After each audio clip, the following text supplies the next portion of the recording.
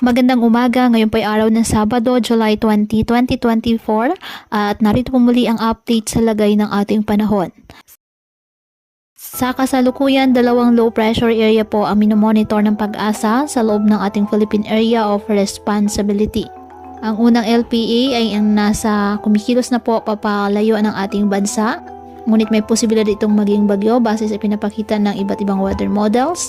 Patuloy nito na hahatakin ang habagat. Ang ikalawang low pressure area nasa silangan naman po ng Eastern Visayas at base sa datos ng Japan Meteorological Agency, isa na itong ganap na tropical depression o bagyo. Ngunit sa Pag-asa na natili pa itong low pressure area, ngunit may posibilidad din pong maging bagyo at kapag nagkataon papangalan ng butchoy ng Pag-asa. Ayon po sa pinapakita ng iba't ibang weather models, posible itong lumakas at umabot sa typhoon category.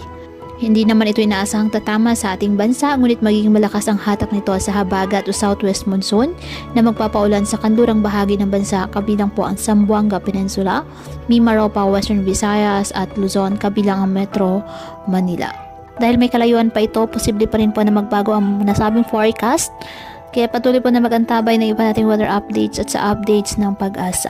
Ngayong araw ang Metro Manila, Central Luzon, Calabarzon, Mimaropa, Western Visayas, Negros Island, Region, Zamboanga Peninsula, BRMM, Sultan Kudarat, South Cotabato at Sarangani. Asahan na maulap na halangitan na may kalat-kalat na pag-ulan at thunderstorms dahil sa habagat. Ang nalalabing bahagi ng Visayas at Mindanao, apektado din po ng southwest monsoon, kaya asahan din po ang bahagyang maulap hanggang sa maulap na halangitan with isolated rain showers or thunderstorms. Ang nalalabing bahagi ng Luzon, apektado ng mga localized thunderstorms.